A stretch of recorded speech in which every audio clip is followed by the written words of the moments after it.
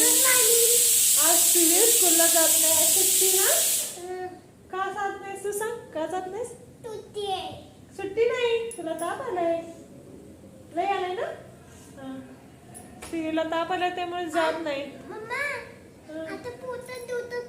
मग जातोस काय स्कूलला? नाही जात.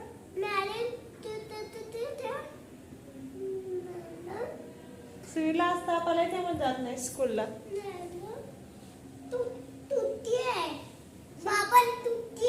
नाही बाबाला सुट्टी, तुला ताप आले म्हणून तू राहिलायस. बाबाला नाही सुट्टी, बाबा ऑफिसला जाणार आहे. चला.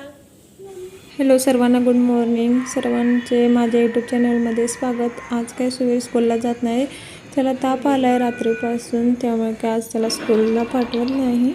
पण इथं डबा आणि जेवण बनवायचं होतं, तर इथे डाळ भात लावला होता आणि डाळ करून घेतली. आणि आता डब्यासाठी शेपूची भाजी देणार आहे म्हणून इथे शेपूची भाजी करायला घेतली. आणि आज करणार आहे भेंडीचे भरली भेंडी करायची आहे. त्यासाठी भेंडी मी अशी धुवून पाणी सुकायला ठेवले आहे. तोपर्यंत मग डबा करायचा म्हणून शेपूची भाजी इथे करायला घेतली. आणि सुवीरनं आज काय सकाळपासून खाल्लं नाही, त्यासाठी ह्याला डाळ भात करायचा म्हणून आधी डाळ भात करून घेतला. आणि आता सुवीरला पहिला चारणार, मग भरली भेंडी दुपारच्या जेवणासाठी करणार आहे. इथं माझी अशी शेपूची भाजी करून तयार आहे. सुवीरनं सकाळपासून काही खाल्लं नव्हतं म्हणून इथे डाळ भात चारायला घेतला. त्यानंतर असा काकी बेशी जाऊन खेळत होता आणि काकीला काही अभ्यास करून देत नव्हता. बुक घालायचे उशीत.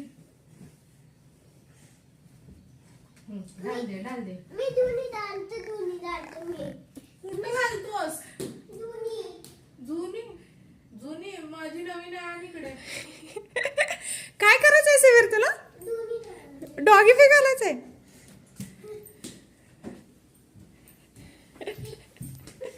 काय करणार आहे सांग?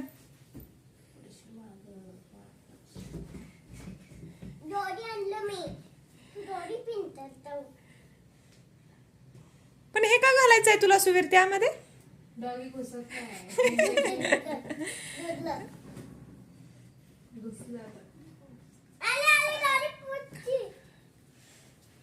बुक पण घातलं. नंतर मी इथे भरली भेंडीचा मसाला करायला घेतला होता. तर यामध्ये आता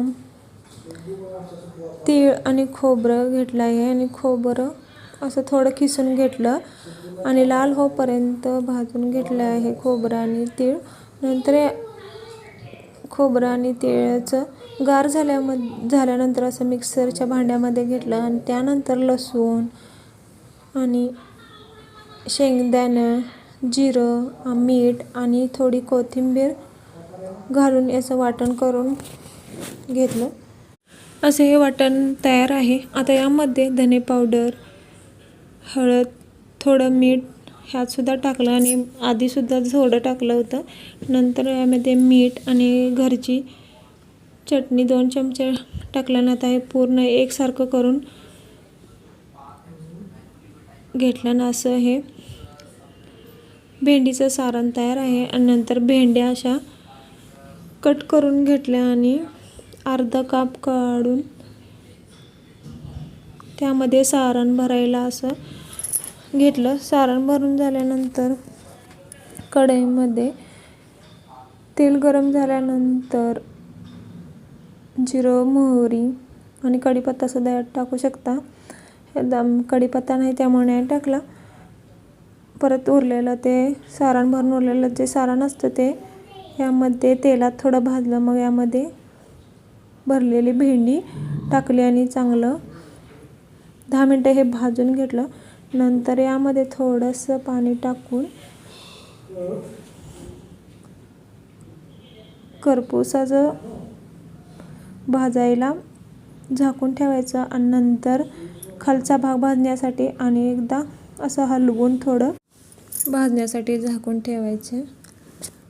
चला बाय, भेटू नेक्स्ट व्हिडिओमध्ये.